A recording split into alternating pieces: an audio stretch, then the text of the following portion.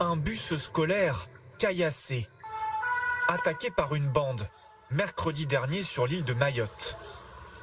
Une nouvelle étape dans la violence qui touche le département français. Depuis août dernier, 94 incidents ont été recensés dans ces bus.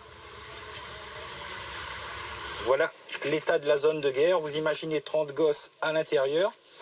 Une petite lame de rasoir par terre. Ce véhicule a perdu 80% de son vitrage. Donc c'est malheureux, ça reste du transport scolaire et pourtant j'ai des sièges qui sont immaculés de sang. J'ai le sol de ce bus qui est plein de sang. Cette attaque de bus met le feu aux poudres ce week-end. Bataille rangée entre bandes rivales. Des barrages sont installés et des incendies allumés. La criminalité, la violence à Mayotte, elle est principalement liée à l'immigration clandestine. Je comprends que ce soit très désagréable de faire ce lien ici, que c'est chargé politiquement, mais il faut regarder les choses en face. Si on ne met pas un nom sur ce qu'il se passe et qu'on continue à minorer ça en parlant de délinquance ou de petits règlements de compte, on est loin de la réalité. La réalité est grave à Mayotte, la République perd le contrôle de la situation et on doit avoir un choc de souveraineté sur notre île. Et on est aujourd'hui en 2022 et en fait, on est dans une escalade permanente dans la barbarie et la violence. Donc, en quelques jours, on a eu le bus scolaire des enfants qui ont été attaqués à la machette. Les assaillants maintenant qui attaquent quotidiennement les établissements scolaires, qui les encerclent, qui essayent de pénétrer dans les établissements. Ça mobilise les gendarmes, les policiers, des tirs de lacrymogènes. C'est tous les jours. Tous les jours, il y a des barrages sauvages qui surgissent comme ça avec des jeunes qui bloquent les routes pour agresser les automobilistes et les scooteristes. C'est à n'importe quelle heure du jour ou de la nuit. Il y a tous les jours des affrontements avec la police. Tous les jours, il y a des incendies volontaires. Ils pillent, ils tuent, ils incendient. Quand ils incendient, ils coupent l'eau et l'électricité et ils agressent les pompiers pour être certains que ce soit la politique de la terre brûlée derrière eux. Ces jeunes, ce sont en grande majorité des Comoriens en situation irrégulière qui sont arrivés enfants à Mayotte, qui ont été abandonnés par leurs parents et qui grandissent sans supervision, sans adultes depuis plusieurs années et qui sont maintenant coalisés en bandes. Il y a des adultes quand même qui sont derrière, qui organisent cette violence. Cette violence n'est pas gratuite, c'est pas simplement des règlements de compte entre villages. Ça agrège aussi une violence politique puisqu'elle vise les terrains agricoles pour chasser nos fermiers. Elle vise les entreprises pour qu'elles ferment, pour que la population fuit. Et ça marche, parce que cette politique de la terreur fait que maintenant des familles mahoraises entières, dès que l'enfant doit aller au collège, c'est-à-dire prendre le bus, les familles préfèrent aller s'installer pour scolariser leurs enfants à La Réunion ou dans l'Hexagone. C'est une politique de la terre brûlée, une politique de la terreur où on voit avancer des zones de non-droit qui ont pris racine dans les bidonvilles, dans lesquelles s'entassent les étrangers en situation irrégulière et qui commencent à grignoter comme ça le reste de l'île. Donc c'est pas une situation... À Mayotte, plus de la moitié de la population est étrangère. En grande partie en situation irrégulière.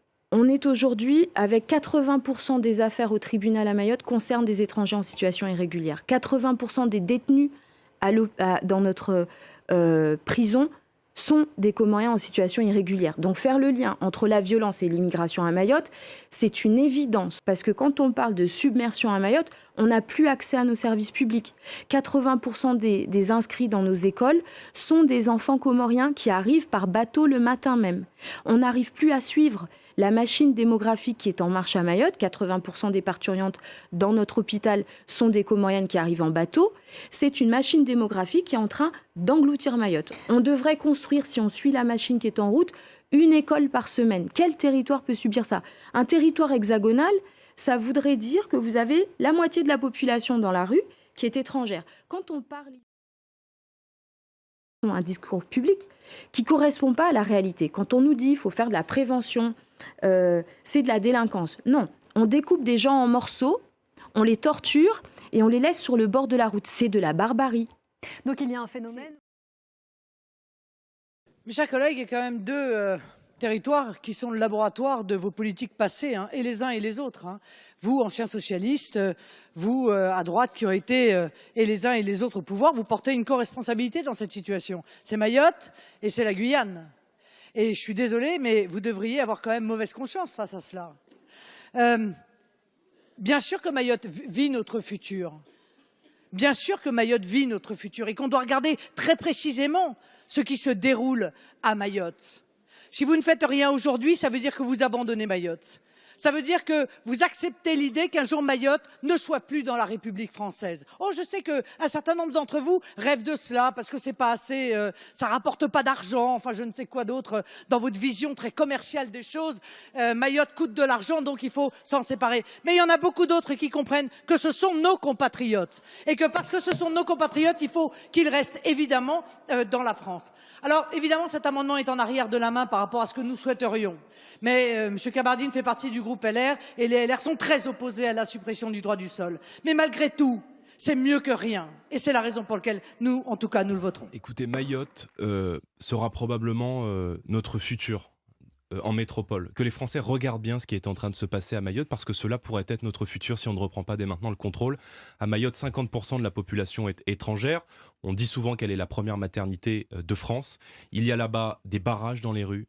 Tous les jours, des Français qui sont agressés. J'entendais un bus scolaire qui a été agressé par des clandestins à la machette. Je rappelle que Mayotte, c'est la France. Que Mayotte a, par 4 reprises, fait le choix d'appartenir à la République française. Et la France n'a pas le droit d'abandonner Mayotte. Qui est responsable de cette anarchie, alors ? D'abord, le ministre de l'Intérieur qui est incapable, qui est incapable de rétablir la sécurité là-bas. Et deuxièmement, des Comores qui revendiquent évidemment Mayotte. Vous le savez, il faut d'abord supprimer le droit du sol. Parce que le droit du sol, c'est-à-dire l'acquisition automatique de la nationalité qui fait que de l'île voisine des Comores, vous allez à Mayotte, vous obtenez quasi automatiquement le droit du sol, fait que c'est un appel d'air absolument considérable et c'est que c'est probablement l'un des principaux facteurs de la crise. Deuxièmement, il faut instaurer la priorité nationale sur l'ensemble des aides sociales et puis il faut envoyer...